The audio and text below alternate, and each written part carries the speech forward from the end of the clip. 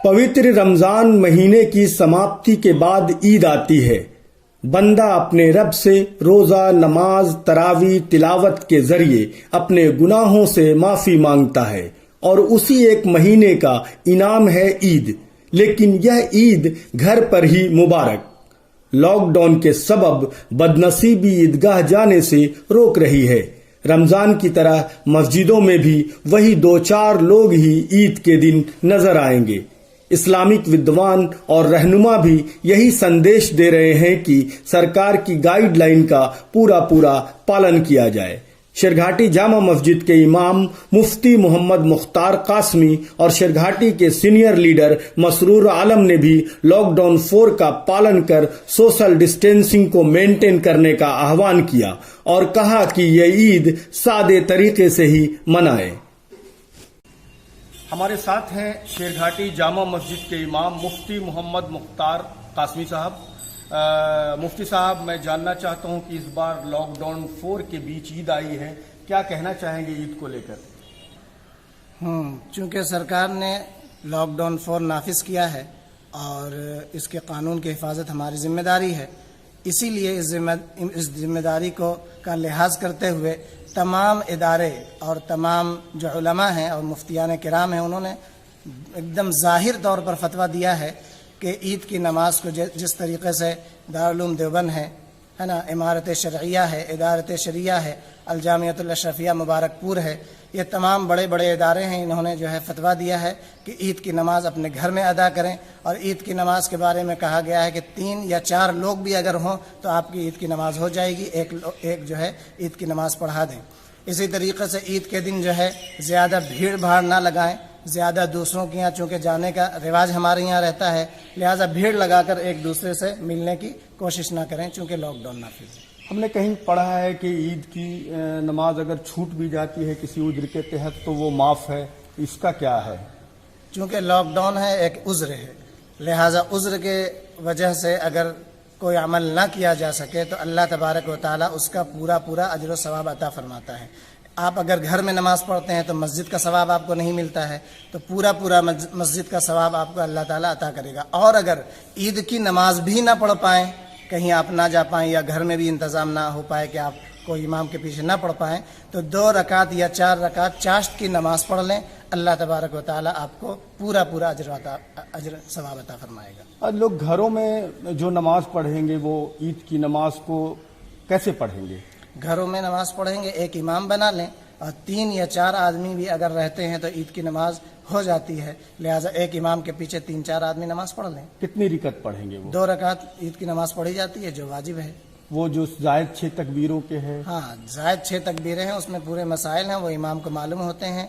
जुमा से पहले खुतबा दिया जाता है, ईद की नमाज के बाद खुतबा दिया जाता है, ये तमाम मसाइल इमाम को मालूम होते हैं, वो पढ़ा देंगे आराम से।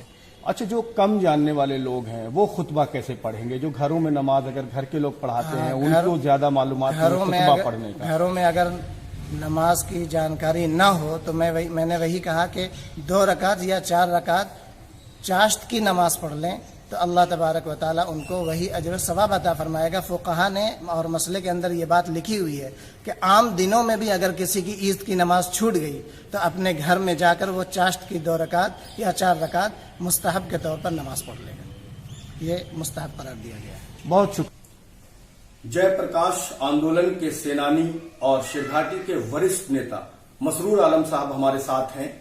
मैं मसरूर आलम साहब आपसे जानना चाहता हूं कि इस बार ईद लॉकडाउन के बीच में है, तो ईद की तैयारी को लेकर क्या कहेंगे? हम ये कहना चाहेंगे कि ईद को जिस तरह लॉकडाउन में हम लोगों ने पूरे रमजान शरीफ में सादगी से मनाया है, ईद को भी उसी सादगी से हमें मनाना है। और लॉकडाउन का हर हालत में सरकार द्वारा जो आदेश है और हम लोग के लोगों ने भी, मजहबी रहनुमाओं ने भी जो आदेश दिया है कि नहीं, हर हालत में इसका पालन करना चाहिए। यह आपके लिए है, पूरे समाज को बचाना है, पूरे देश को बचाना है, इसीलिए हर हालत में हम लोग सादगी से मनाएं।